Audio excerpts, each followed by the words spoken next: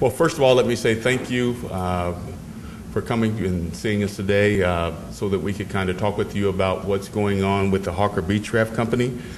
Joining me, we have our County Commissioner Chair, Tim Norton, and we also have the President of the Wichita Chamber of Commerce, Gary Plummer.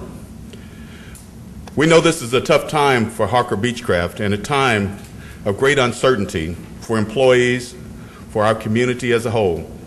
And we're here to stand along Hawker Beechcraft and its employees as the company works through the next steps. We were there for the company when we were needed, and we had long ongoing conversations with Hawker Beechcraft management team and will continue to do so to better understand the situation and the outcomes as they unfold. We were careful when drafting the contract to make certain that payments are scheduled annually and are only paid out if job retention requirements are met. Currently, Hawker Beechcraft exceeds the required 3,600 jobs that's needed.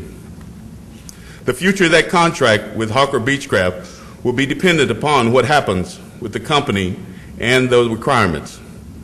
The city will work closely with Sedgwick County and the state of Kansas to monitor this situation and ensure that we are good stewards for taxpayers' money.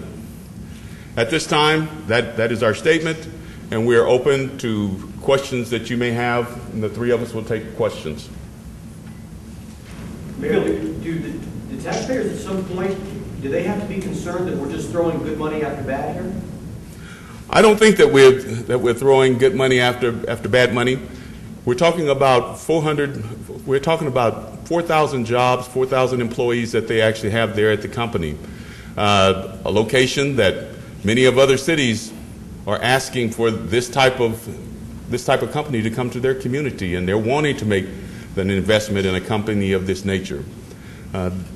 This company is going through isn't uncommon, and it's been happening to a lot of other businesses. We just happen to see it at this point in time, as opposed to when we're deeper into the recession. So we're making sure that we're protecting the taxpayers' dollars, we're protecting our position as the air capital of the world, and we're protecting the families here in the city of Wichita.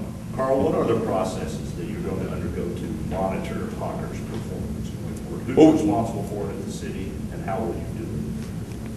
At the city, we have city staff that are working on it, our law department, also the city manager, myself, and we're working very closely with the governor's office, and he and the Secretary of Commerce there at the state of Kansas. And then you also have the county chair that visits with us on a regular basis, and also their staff over at the county. And we have the chamber who has been working on this with Gary and his team on a regular basis.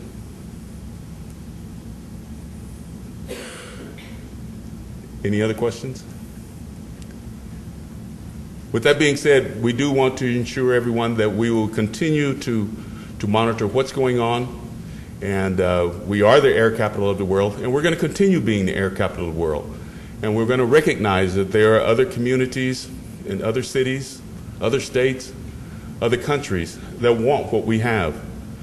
And to do that, we must continue to be partners and recognize that we have these talents and the skilled workforce and a future in aviation for generations to come, and we must continue to build on that and continue to work and invest in. So we will be working with Hawker, and we'll continue to monitor what's going on. We're still early in that phase of whatever is happening with that particular company, but we will continue to monitor, and we'll make adjustments, and we'll address those issues as they come as a community. Again, thank you for coming. Did you have anything, Tim? Well, I think it's important to realize that Hawker Beechcraft is getting ready to celebrate 80 years in our community. They've been part of the fabric for many, many years. They're part of our identity as the air capital of the world, and we'll do everything we can as a city and county and chamber to understand their situation, understand their employee situation, make sure we make good decisions moving forward to help them out, but also to be good stewards of taxpayers' money.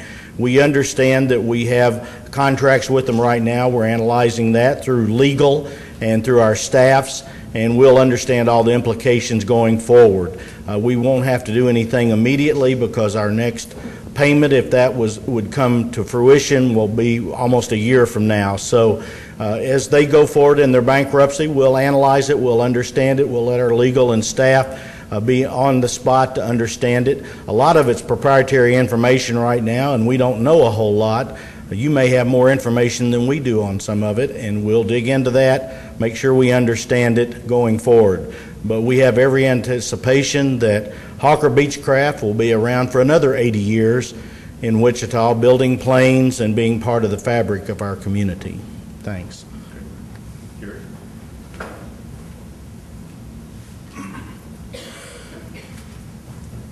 I just want to say I think the mayor and the chairman have covered it very well, but there is one area that I'd like to comment on, and I do that on behalf of not only the chamber but the Greater Wichita Economic Development Coalition, who is our partner for economic development, and that is with the supplier base. Our staff has been very proactive, and we have been able to be that way because we've had an open conversation with Hawker. And so we are already out there and have been out there talking to vendors, primarily those here in South Central Kansas, about the potential impact that this course of events may have on them. Our initial interpretation is that the decision that was made today may actually clarify some of the uncertainty in the vendor base, and so we're going to continue those conversations and do whatever we can, not only on behalf of Hawker, but the many companies that provide goods and services to them as well.